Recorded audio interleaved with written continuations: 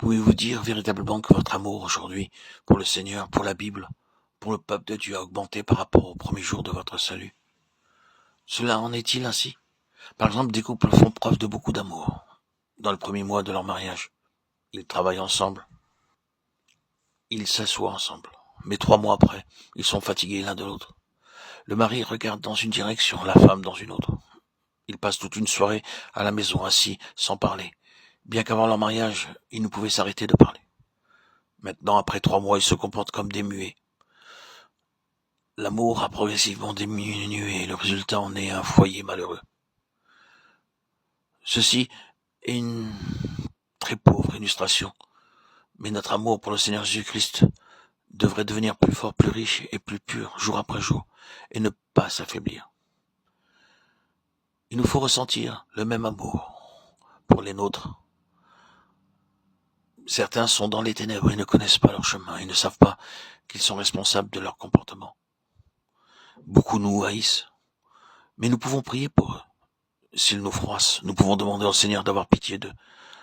Ceci est l'expérience de l'amour spirituel qui est éternel, patient, comme cela nous est rappelé dans Colossiens 3, 12, 14. Ainsi donc, comme des élus de Dieu, saints et bien-aimés, revêtez-vous de sentiments de compassion, de bonté, d'humilité, de douceur, de patience. Supportez-vous les uns les autres, et si l'un a sujet de se plaindre de l'autre, pardonnez-vous réciproquement.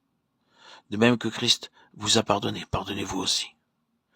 Mais par-dessus toutes ces choses, revêtez-vous de l'amour, qui est le lien de la perfection. Ceci, l'amour spirituel que Dieu réclame de nous. Il ne peut y avoir aucune excuse. Si nous désirons un héritage céleste, alors nous devons être affectueux, bons, tendres, gentils, sympathiques, tout le temps, et non pas occasionnellement. Paul définit l'amour dans 1 Corinthiens 13, 7, 8.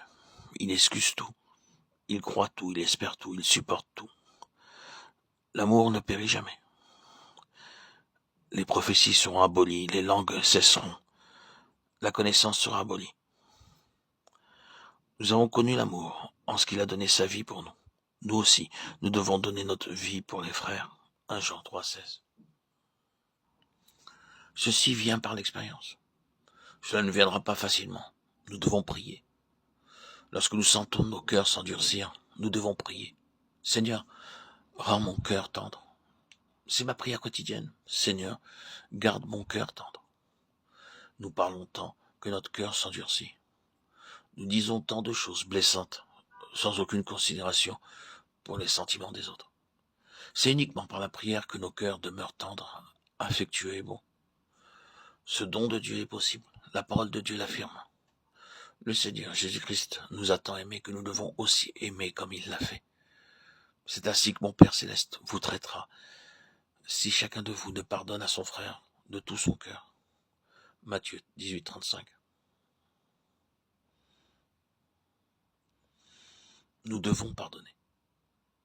Alors Pierre s'approcha de lui et dit, « Seigneur, combien de fois pardonnerai-je à mon frère lorsqu'il péchera contre moi? Sera-ce jusqu'à 7 fois ?» Jésus lui dit, « Je ne te dis pas jusqu'à 7 fois, mais jusqu'à 70 fois 7 fois. » Matthieu 18, 21, 22. 490 fois. Nous éprouvons de la difficulté à pardonner, ne serait-ce que 2 fois. Nous disons, je te pardonne, mais je ne veux plus parler avec toi. Oui, je te pardonne, mais ne viens plus chez moi. Viens, et après cela, va-t'en. C'est difficile de pardonner.